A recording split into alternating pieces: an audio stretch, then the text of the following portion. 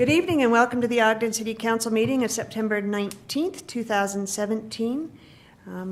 This is the 6 p.m. City Council meeting. Please note that all council members are present. However, both Councilmember Garner and Councilmember Nadolski have asked if they could be excused tonight.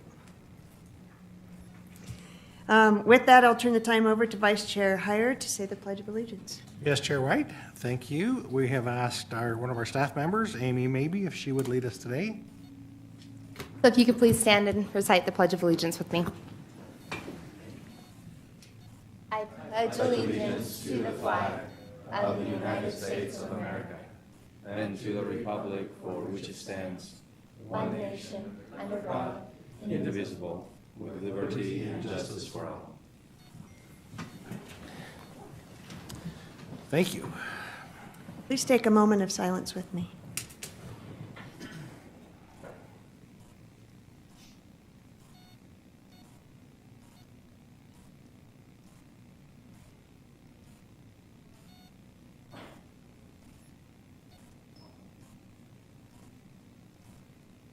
Thank you. Next on our agenda is recognitions. We're recognizing Youth Impact, and I will turn the time over to Councilmember Blair. Yes, thank you, Chair White. It is an honor to be able to do this recognition, and I don't see anyone here from Youth Impact, but we will go ahead and get this to them. So, the recognition reads, the Ogden City Council and Mayor proudly recognize Youth Impact for providing invaluable contributions to the Ogden community. For the past 25 years, Youth Impact has provided Ogden's youth with a safe place to learn, socialize, and realize who they are and who they can become. The organization currently engages more than 240 kids in our community with activities, classes, and service opportunities. Youth Impact promotes youth's emotional and physical well-being by helping them cope with adversity, build self-esteem, and learn to work together. The organization places a strong emphasis on family values, consistent and reliable study habits, and sense of self-worth, and a clear understanding of giving to others for the benefit of the entire community. Relationships are at the core of the organization. Mentors, including founding director Rob Hall, cultivate personal relationships with participants and become aware of the dynamics in each life, providing otherwise vulnerable youth with consistency that is critical to their success in life. We are grateful for the immense impact Youth Impact has had on our community. Rob Hall, his staff, and volunteers have changed the lives of countless individuals for the better. We appreciate Youth Impact, and we look forward to the organization's continued success for many years to come. So we will hold on to this, and we will make sure that Youth Impact, we'll get that later.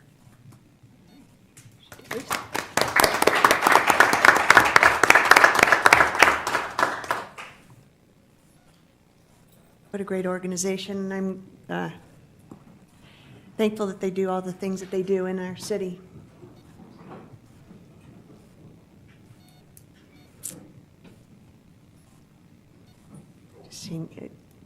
Chair, Captain Croyle has worked a lot with Youth Impact and could probably represent a statement if you'd like from them.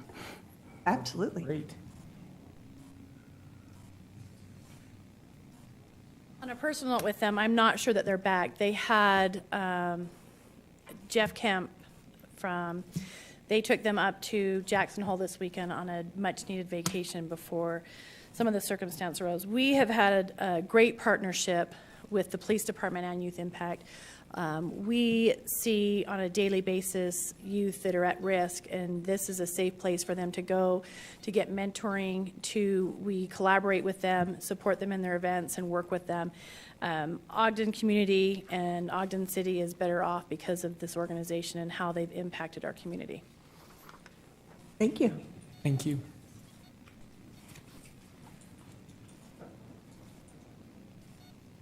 A lot of movement back there. All right, next on the agenda is approval of minutes. The regular meeting of November 1st, 2016. Councilmember Stevens. Thank you.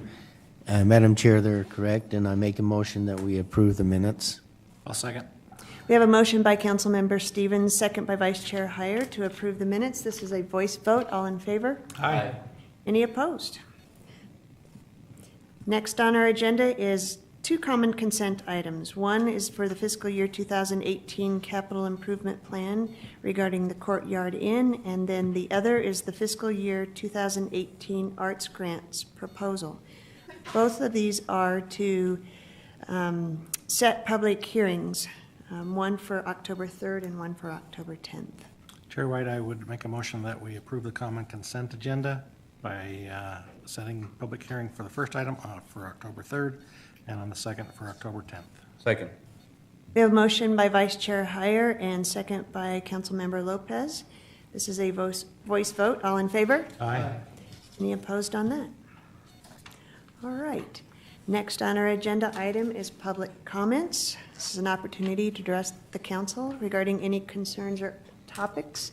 And I think we have two commissioners, county commissioners, if they would like to come up, and County Commissioner Ebert and County Commissioner Harvey. Chair White, before they start to talk, I think maybe we ought to suspend our rules of 3 minutes each since they are a partnering government agency. Is that okay if we do that? No, I kind of was hoping that they would get the 3-minute clock. I thought you were going to go with their politicians, but we'll take partnering government. Public servants. Much Public kind. servants, no. Feel free. Thanks for being here. Here a couple of weeks ago in our county, we experienced a fire in Weaver Canyon.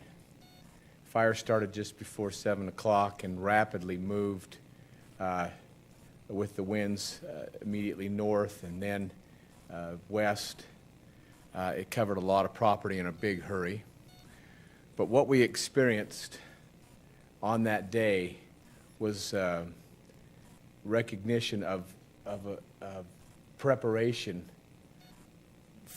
that took place for months and years before. Within just a couple of hours, as the fire began to encroach in other places, there were 2 schools evacuated. Nearly 1,200 kids were evacuated to the places that were previously designed to house them. The evacuations went off flawlessly. It gave us another opportunity to help parents if there was such any kind of an incident to go to those respective places. And the one place for us in Uinta Elementary was the D Event Center, where immediately there were all types of kind gestures extended from local restaurants, all different types of businesses that brought in a myriad of different things. We were able to front load the fire, meaning we had tons of personnel, or as many as 180 personnel fighting the fire within the first few hours, including the Army National Guard, are also the friends at Hill Air Force Base. We had snorkel helicopters coming in from down south. It was just Black Hawks were there. It was a phenomenal effort. And when the winds finally died down and we were able to get to it, we were able to get on it quickly. At first, that type of a fire that moves so quickly, and when structures started to go, in the command center, we thought that this would be a fire where we could lose as many as 100 homes. There were 6 structures affected. 3 of them were homes. The other 3 were outbuildings, like a pool house or a garage or a shed. Phenomenal success. But one of the things that we specifically experienced was the professionalism from the Ogden City Fire Department, and specifically with Mike Matthew and with Ryan Perkins. I wanted this political body to know how much we as commissioners genuinely respect and appreciate that cooperative effort from your fire department. They were there not just during the incident, but were there in the days to follow because the evacuation order was still in place because we had so many hot spots there. They did a phenomenal job in making certain that things were taken care of and that the evacuees their needs were met, and they were communicated with and to. It was a great effort, and we couldn't have done it without their help. And we wanted to just come here and publicly let you know that we appreciate the relationship that we have with Ogden City, so that when something like this, when a phone call comes and changes your life, that we have neighbors or partners that we can depend on, and we appreciate your organization being one of those partners. So thank you. Commissioner Ebert. I think Commissioner Harvey probably hit most of the points. I would like to add also that I personally witnessed Captain Croyle and Captain Burnett on scene at Incident Command, which means to me that the infrastructure behind both of those captains was in place and working. There was probably a tremendous amount of assets from law enforcement that were being dispersed throughout the area, especially in the areas that were adjacent into Ogden City. I personally worked with Chief Matthew. I watched him take individual people. Usually you'd think the chief's doing incident command, but he was at the D Event Center.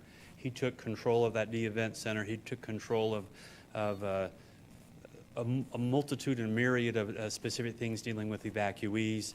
Personally made sure people that got ran back to their homes to collect medication or pets or other things that they felt they needed. Ryan Perkins was a tremendous asset, always calm, extremely organized, extremely professional. At the end of every night, they said, "We'll be back tomorrow, whatever you need." So, they were the first there. I'd get there at 8:30, and they were already there waiting to get things moving forward.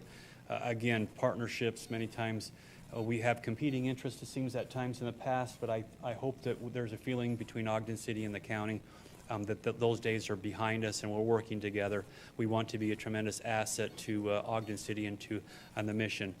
In closing, I would just say we truly appreciate the leadership that the legislative and the administrative portions of your government provide.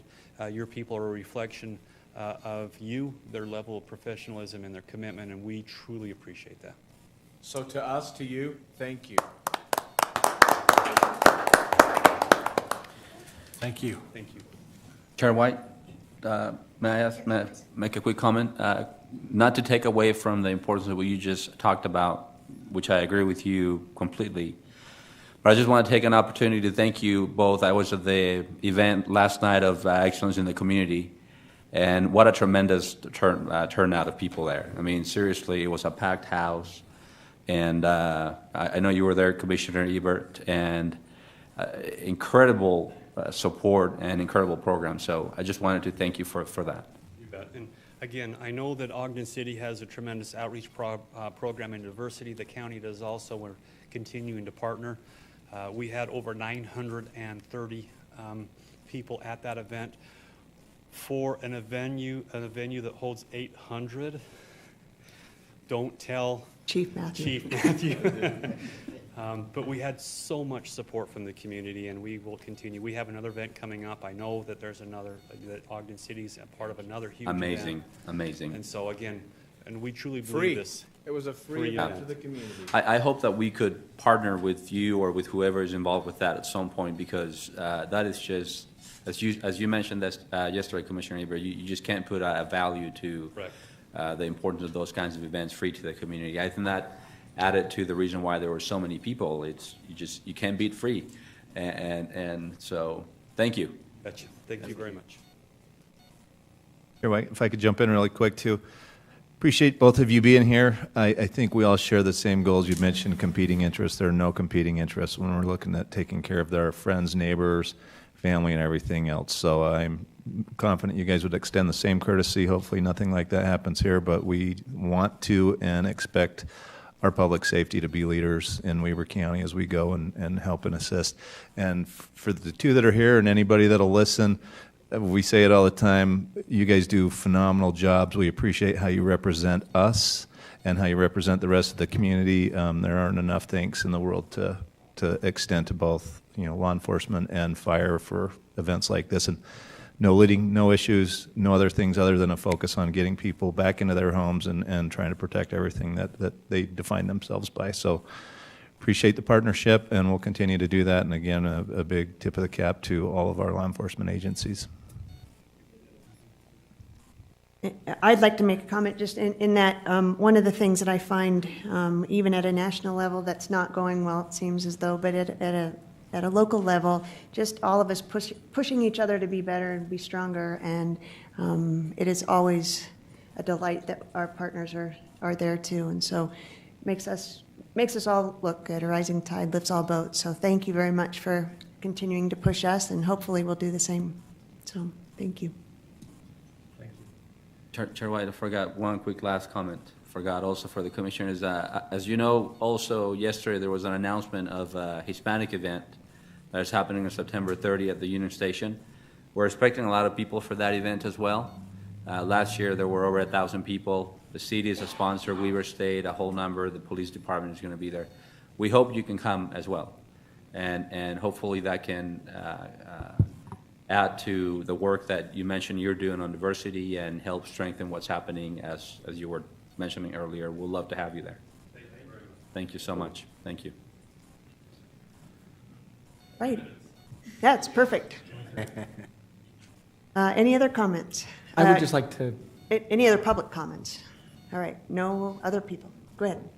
No, I would just like to say it truly was an honor for me to be able to read that for Youth Impact. I know Rob Hall, and I'm thankful for the things that he's done for our community. And I too see a lot of the kids that he has mentored and helped. And he truly, like Danielle Coyle said, our city and our community is better because of the efforts that he does. And I know he's battling some health issues, and I just hope that he realizes how much we all are pulling for him and how much we hope he can pull through this. So.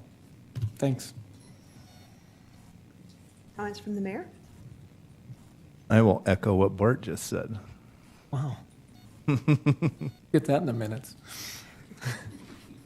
Any other comments from the council members? All right, seeing no comments. Motion to adjourn? Second. I have a motion by Vice Chair Heyer, second by Councilmember Blair to adjourn. This is a voice vote. All in favor? Aye. Any opposed? That's a wrap.